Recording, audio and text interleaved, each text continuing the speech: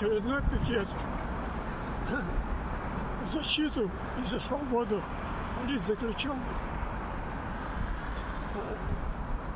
Теперь перечень иноагентов и людей, попавших в места заключения, похоже, расширяется. Те, что находятся там, пока я об амнистиях не слышал, ни об освобождениях, ни об обменах. Вот. Давайте, соотечественники, помогать, насколько можно, и письмами, и материальными посылками, кто чем может, денежными переводами, чтобы улучшить и облегчить жизнь заключенных.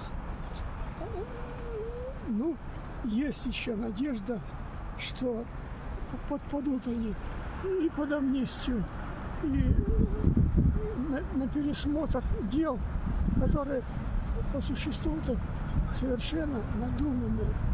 Это давится в нашем государстве разномыслие. А без разномыслия не будет у нас выхода из теперешнего тупика. Всего хорошего.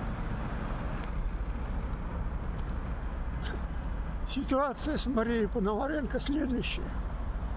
С 23 сентября ей положен запрет на ответы на письма, присылаемые, получаемые ей, так сказать. Поэтому большая просьба: пишите ей, поддерживайте ее, несмотря на такие вот на такое ужесточение режима. Вот. Давайте будем защищать и выручать Марию, как она делала для этого.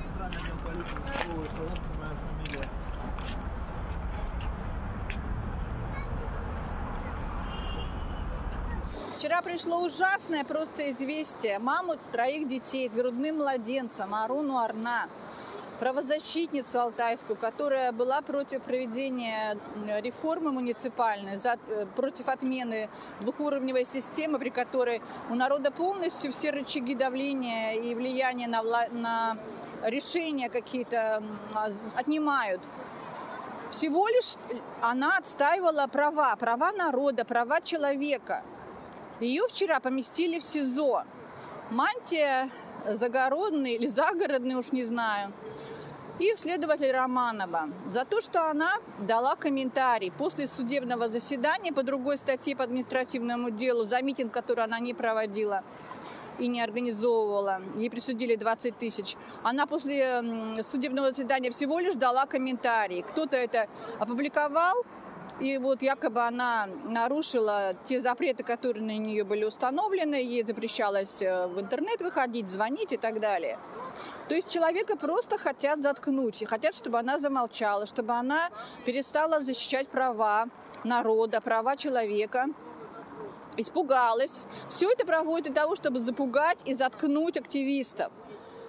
Я уверена, что Аруна очень грамотный, очень активный и очень сильный человек. Она все вынесет, выдержит, дай бог детишкам здоровья и спокойствия, чтобы они все это перенесли.